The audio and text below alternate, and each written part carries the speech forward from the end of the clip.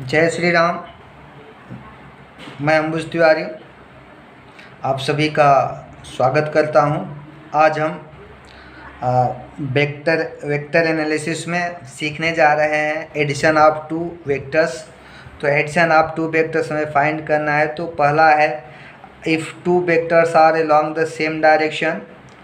अगर दो वेक्टर हैं, दोनों का डायरेक्शन एक ही डायरेक्शन में है, then the magnitude of their resultant is the addition of individual magnitude। अगर इस टाइप के वेक्टर हैं जिनका डायरेक्शन एक ही हो तो उनको ऐड करते समय उनका जो रिजल्टेंट बनेगा वो दोनों के वेक्टर का इंडिविजुअल मैग्नीट्यूड को ऐड करके बनाएंगे। जैसे देखिए यहाँ पे हमारे पास वेक्टर ए बी है जिसका एरो का लेंथ 4 यूनिट है। दूसरा है वेक्टर बी सी, इसका भी डायरेक्शन ए बी के डायरेक्शन में है, इसका है 3 यूनिट। तो magnitude of vector A B है 4 unit, magnitude of B C है 3 यूनिट। तो हमें इसका रिजल्टेंट फाइंड करना है तो हम क्या करेंगे, डायरेक्टली हम उसके मैग्नीट्यूड को ऐड कर देंगे क्योंकि डायरेक्शन एक है।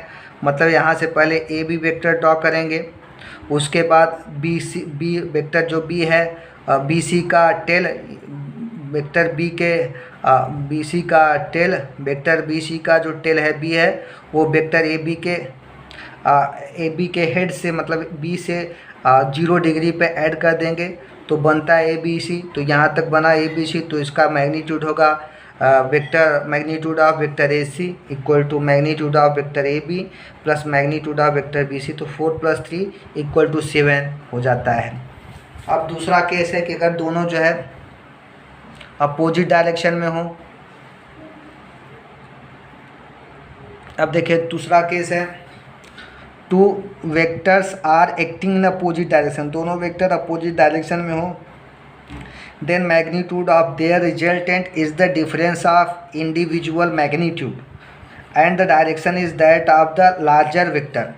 मतलब अगर ऐसा है दोनों वेक्टर अगर अपोजिट डायरेक्शन में कार्य कर रहे हैं तो उनका जो मैग्नीट्यूड होता है रिजल्टेंट का वो दोनों वेक्टर के मैग्नीट्यूड का डिफरेंस होता है, सब्ट्रैक्ट कर देंगे। और उसका जो डायरेक्शन होगा तो जिसकी वैल्यू ज़्यादा होगी, मैग्नीट्यूड ज़्यादा होता है, उस वेक्टर के डायरेक्शन में होगा। देखिए जैसे वेक्टर ए बी है ये 7 यूनिट है और वेक्टर बी सी 3 यूनिट है।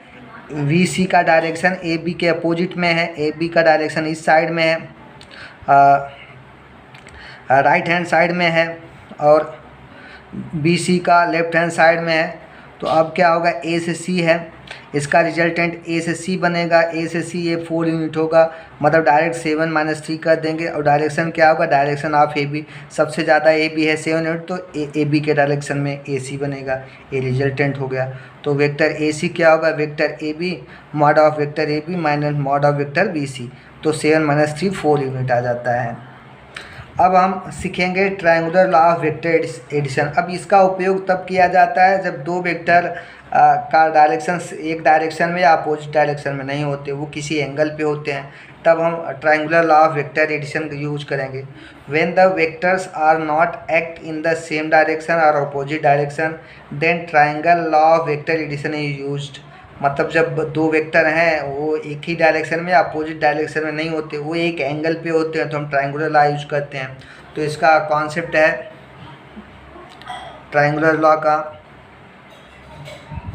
If two vectors of the same type are represented in magnitude and direction by the two sides of a triangle taken in order then their resultant is represented in magnitude and direction by the third side of the triangle drawn from the starting point of the first vector to the end point of the second vector। कहने का मतलब ये है कि अगर दो vector हैं same type के, क्योंकि सेम टाइप के वेक्टर को ही ऐड या सब्ट्रैक्ट किया जा सकता है, तो उनको हम किसी ट्रायंगल के साइड द्वारा रिप्रेजेंट करें, जिसमें साइड जो है मैग्नीट्यूड को रिप्रेजेंट करेगा और डायरेक्शन भी साइड रिप्रेजेंट करेगा।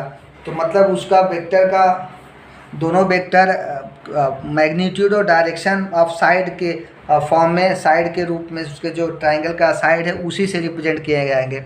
मतलब वेक्टर का मैग्नीट्यूड और डायरेक्शन दोनों ट्रायंगल के साइड से रिप्रेजेंट किए जाएं तो उसका जो दोनों वेक्टर का रिजल्टेंट होगा वो क्या होगा, वो थर्ड साइड द्वारा जो ट्राइंगल का तीसरा साइड है, थर्ड साइड है, उससे रिप्रेजेंट होगा। बशर्ते क्या है कि उसका जो है थर्ड साइड जो होगा वो starting from triangle starting from the first vector, पहला वेक्टर से स्टार्ट होगा और एंड होगा सेकेंड वेक्टर का। तो ये जो है ट्राइंगुलर लॉ है। अब आइए हम सीखते हैं ट्राइंगुलर लॉ। तो अब देखिए हमारे पास जैसे if P and Q are two vectors in plane of paper, हमारे पास दो वेक्टर है P और Q जो प्लेन ऑफ पेपर में है। और vector Q is added at angle theta with the P, vector P पे वेक्टर Q थीटा एंगल पे है। तो पहले क्या करना है, first vector P is drawn, हम वेक्टर P ड्रॉ करेंगे। तो OA जो होता है ये वेक्टर P रिप्रेजेंट करेगा। तो OA का लेंथ वेक्टर P का मैग्नीट्यूड होगा, मतलब जो लेंथ है अपना OA, एरो का जो लेंथ होगा वो वेक्टर P का मैग्नीट्यूड होगा और डायरेक्शन ये है। अब दूसरा क्या प्रोसेस हम यूज करेंगे, अब क्या है, now draw vector Q such that tail of vector Q coincide with the head of P and makes an angle theta with the P। मतलब ये हमारा वेक्टर P है, OA है। अब यहाँ पे जो हम वेक्टर Q ड्रॉ करेंगे, वेक्टर Q का जो टेल है, ये टेल और वेक्टर P का हेड ये कोइंसाइड होगा। और ये जो वेक्टर Q ड्रॉ करोगे ये P से थीटा एंगल पे ड्रॉ कर दीजिए। तो ये अपना Q वेक्टर Q बना। अब इसके बाद तीसरा प्रोसेस हम यूज करेंगे कि इसका रिजल्टेंट क्या होगा। अब तीसरा है, now vector joining the tail of vector P and the head of vector Q is the resultant of P and Q। तो जो हमने वेक्टर OA था, ये वेक्टर P को रिप्रेजेंट किया, दिस रिप्रेजेंट वेक्टर P, और A से B जो वेक्टर है वो रिप्रेजेंट किया वेक्टर Q। तो यहाँ से पहला वेक्टर P है, P का टेल ये है और वेक्टर Q का हेड B है। तो यहाँ से स्टार्ट करेंगे टेल से और ये ज्वाइन करेंगे B को, और ये रिजल्टेंट वेक्टर R होगा जिसका एरो वेक्टर Q के हेड की तरफ होगा। वेक्टर Q का हेड ये है और रिजल्टेंट का हेड भी वेक्टर Q के हेड की तरफ होगा। तो ये रिजल्टेंट R हो गया, ये रिजल्टेंट P एंड Q।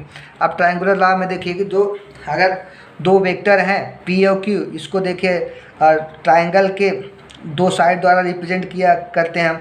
मतलब ट्राइंगल का साइड OA वेक्टर P को रिप्रेजेंट करता है इन मैग्नीट्यूड और डायरेक्शन से, और वेक्टर Q है, वेक्टर Q जो है ट्राइंगल का साइड AB से रिप्रेजेंट होगा, और जिसका मैग्नीट्यूड वेक्टर Q का मैग्नीट्यूड लेंथ ट्राइंगल का जो साइड होगा AB का लेंथ के बराबर होगा, और डायरेक्शन जो है साइड के डायरेक्शन में होगा, A से B की तरफ है। तो इसका रिजल्टेंट क्या होगा, ट्राइंगल का जो थर्ड साइड है, ये तीसरे साइड ये है, इसी साइड उसका ये third side represent the resultant of two vectors starting from the start होगा कहाँ से, tail of the first vector and end to the head of second vector. मतलब वेक्टर P के टेल से स्टार्ट होगा और वेक्टर Q के head के पर एंड हो जाएगा। तो ये रिजल्टेंट वेक्टर, ये ट्राइंगुलर लॉ है।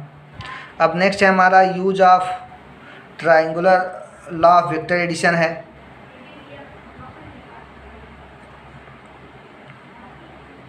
Use of triangular law of vector addition है। तो पहला है vector addition is commutative. Vector addition commutative law को फॉलो करता है। Vector addition is commutative for any two vectors P and Q है। तो कम्यूटेटिव लॉ में क्या होता है, vector P plus Q equal to vector Q plus P। अब हम देखिए यहाँ पे रिजल्टेंट ड्रॉ कर दिए हैं। ये वेक्टर OA रिप्रेजेंट करेगा वेक्टर P को, और वेक्टर AB रिप्रेजेंट करेगा वेक्टर Q को। तो इसका जो रिजल्टेंट होगा OB होगा, ये होगा resultant R equal to P plus Q। अब देखिए ये जो वेक्टर है Q, A से B ये साइड OC के बराबर होगा, पैरेलल होता है। तो ये OC क्या होगा, वेक्टर Q रिप्रेजेंट करेगा, और फिर C से B की तरफ ये वेक्टर ये साइड OB है तो इसके पैरेलल होगा। तो वेक्टर C भी वेक्टर P को रिप्रेजेंट करेगा। तो इसका रिजल्टेंट भी OB आएगा जिसकी वैल्यू है Q प्लस P। तो यहाँ पे है ट्राइंगल ओ ए बी सोच vector P plus vector Q equal to R, that is O B, and the triangle O C B represent करेगा vector Q plus vector P equal to R, that is O B. तो ये अपना follow करता है commutative law. Next है vector addition is associative law follow करता है। अगर for vector A vector B and vector C हो तो vector A plus B plus vector C equal to vector A plus in bracket vector B plus C, इसको associative law कहते हैं। इसका मतलब है पहले हम वेक्टर ए और बी का रिजल्टेंट फाइंड करेंगे, फिर उसमें वेक्टर सी ऐड करेंगे।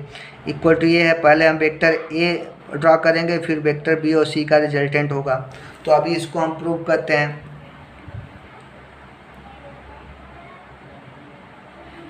देखिए, सबसे पहले हम वेक्टर ओ ए ड्रॉ किया, मतलब vector A, O A represent the vector A. फिर इसके बाद A B side of triangle A B represent the vector B, और इसका रिजल्टेंट हो जाएगा वेक्टर ए और बी का, ये होगा रिजल्टेंट ओ बी होगा, ओ बी। अब जहाँ पे ओ बी रिजल्टेंट हुआ तो यहाँ से वेक्टर सी को ऐड करेंगे बी सी की तरफ से, ये बी सी होगा, इसका रिजल्टेंट हो गया यहाँ से यहाँ तक, यहाँ से यहाँ तक। फिर उसके बाद देखो वेक्टर बी है, वेक्टर बी में वेक्टर सी ऐड हुआ तो इसका रिजल्टेंट यहाँ से रिप्रेजेंट होगा, ये अपना बी प्लस सी रिप्रेजेंट करेगा यहाँ पे। तो अब इसका रिजल्टेंट क्या होगा, देखिए दोनों वेक्टर का, ये vector O A plus vector O B, इसका रिजल्टेंट है वेक्टर ओ बी। अब वेक्टर ओ बी पे वेक्टर बी सी ऐड हुआ, अब इसका रिजल्टेंट जो ओ से सी, ये रिजल्टेंट आर हो गया। अब सिमिलरली देखिए, vector O A equal to vector A है, vector O B equal to vector B, और vector B C equal to vector B C equal to vector C है। तो वेक्टर ओ बी पहले find करेंगे, vector O B equal to क्या होगा, vector O B क्या होगा, vector ओ से भी रिजल्टेंट फाइंड करेंगे, वेक्टर ए प्लस बी हो गया। अब एक रिजल्टेंट वेक्टर ओ बी है, उस पर वेक्टर सी को ऐड करेंगे ट्रायंगुलर लॉ यूज करके, तो ओ सी इक्वल टू क्या, ओ से यहाँ से ओ बी, उसके बाद बी सी ड्रॉ करेंगे, तो इसका दोनों का रिजल्टेंट होगा ओ सी ट्रायंगुलर लॉ से, तो ओ सी वेक्टर आर हो जाएगा। आर की वैल्यू क्या आएगा, O B vector O B plus vector C, मतलब in bracket vector A plus B plus vector C हो गया। अब दूसरा हमें एसोसिएटिव लॉ प्रूव करना है, तो वेक्टर ए सी ले लेंगे, तो वेक्टर ए सी, पहले वेक्टर ए सी लेंगे, वेक्टर ए सी क्या होगा, A B, vector A B plus vector B C. तो वेक्टर ए सी देखो हमने लिया है, vector A C equal to vector A B plus vector B C हो गया, और उसके बाद बी प्लस सी हो गया, और ओ सी की वैल्यू होगा ओ सी की वैल्यू होगा। अब ओ सी की वैल्यू निकालेंगे, ओ सी की वैल्यू क्या होगा, देखो ओ सी की वैल्यू होगा vector O A plus vector A C, मतलब vector A plus vector B C equal to resultant R. तो ये यहाँ पे फिर हमने लिखा vector O C equal to vector O A plus A C हो गया, तो वेक्टर ओ सी की वैल्यू रिजल्टेंट वेक्टर आर है equal to vector A plus in bracket vector B plus vector C. तो हेंस क्या proof होता है, इन bracket vector A plus vector B plus vector C equal to vector A plus in bracket vector B plus vector C, मतलब vector addition associative law को follow करता है। यह है vector associative law. Thank you to join us.